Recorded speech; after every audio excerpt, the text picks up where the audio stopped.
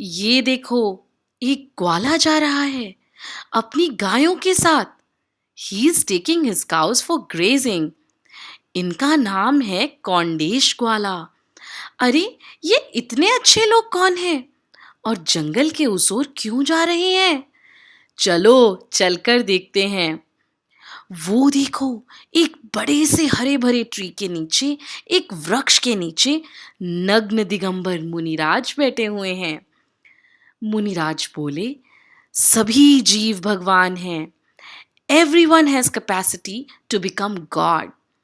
अगर सब स्वयं को, अपने आप को पहचान लें तो सभी सुखी होंगे, कोई दुखी नहीं रहेगा।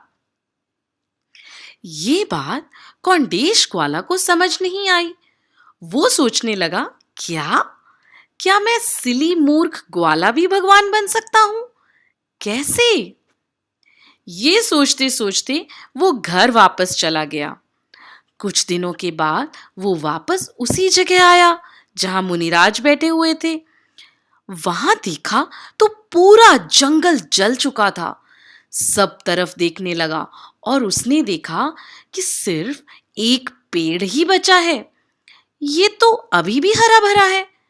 अरे, याद आया, ये तो वही पेड़ है ना जहां बैठकर मुनिराज उपदेश दे रहे थे। वहां पेड़ के नीचे उसे एक ताड़पत्र पर लिखा हुआ ग्रंथ मिला। बहुत पहले के टाइम पर पेपर नहीं होता था। Everything was written on dried leaves of a palm tree.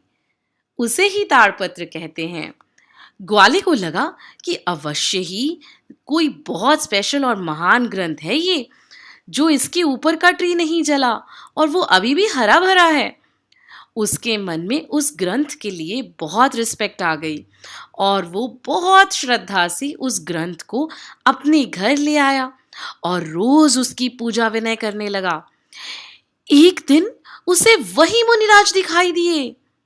ग्वाले का रोम रोम पुलकित हो गया। उसने सोचा कि क्यों ना मैं वो ग्रंथ इन्हीं को भेंट कर दूं, रिटर्न कर दूं, जिससे उनका ज्ञान बढ़ेगा और सबका कल्याण होगा। तो वो ग्वाला भाग कर उन मुनिराज के पास गया और बड़े ही ग्रैटिट्यूड के साथ उसने मुनिराज को वो ताड़पत्र वाला ग्रंथ एक्सेप्ट करने के लिए रिक्वेस्ट की। मुनिराज ने उसे बहुत आशीर्वाद दिया और कहा, you will soon find a way to your soul. तुम्हें आत्मज्ञान होगा और तुम्हें हजारों वर्षों तक लोग याद रखेंगे। People will remember your contribution for years to come.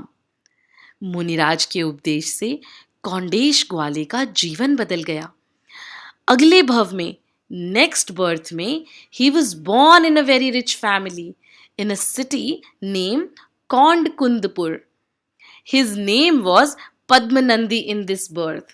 उनके माता पिता बचपन से ही उन्हें आत्मा को प्योर करने वाले भजन और लोरियां सुनाते थे। पद्मनंदी बचपन से ही बहुत इंटेलिजेंट थे। एक दिन उनकी सिटी में आचार्य जिनचंद्र जी आए और उनके उपदेश को सुनकर पद्मनंदी सोचने लगे कि मैं भी इन मुनिराज की तरह दीक्षा लेकर अपनी आत्मा का कल्याण करूंगा। You know, at that time, he was just 12 years old and he decided to take Muni Diksha. अपने पेरेंट्स की अप्रूवल लेकर 12 साल की उम्र में पद्मनंदी ने आचार्य जिनचंद्र जी से दीक्षा ग्रहण की और बहुत कठोर, बहुत डिफिकल्ट तपस्या की। 44 इयर्स की एज में पद्मनंदी मुनि आचार्य बन गए। And since he was born in Kundkundpur city, उनका नाम क्या फेमस हुआ? कुंद कुंद आचार्य के नाम से।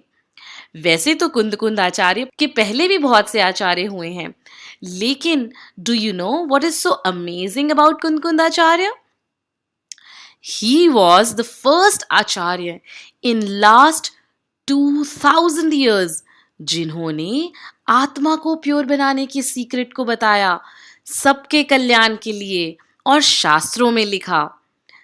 कुंद कुंद आचार्य ने समय सार, नियम सार, प्रवचन सार जैसे 84 महान ग्रंथों की रचना की, उनका क्रिएशन किया।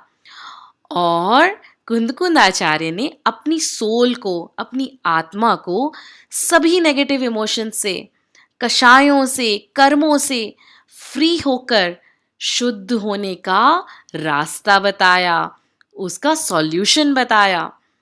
ऐसा कहा जाता है कि उन्होंने विदेह क्षेत्र जाकर सिमंदर भगवान के दर्शन किए थे। कुंदकुंद आचार्य was one of the most knowledgeable Pandit and supreme ज्ञानी आचार्य of our आचार्य परंपरा। तो देखा बच्चों, जैसे कौंडेश ग्वाले को पढ़ना लिखना भी नहीं आता था, लेकिन फिर भी उसने महान शास्त्र को सेव करके मुनिराज को दिया। उस ग्वाले को क्या पता था कि इस अच्छे काम का इतना बड़ा रिजल्ट मिलेगा कि वो नेक्स्ट बर्थ में इतने महान आचार्य बन जाएंगे। उनका नाम तो अमर हो गया and he became an integral part of our मंगलाचरण।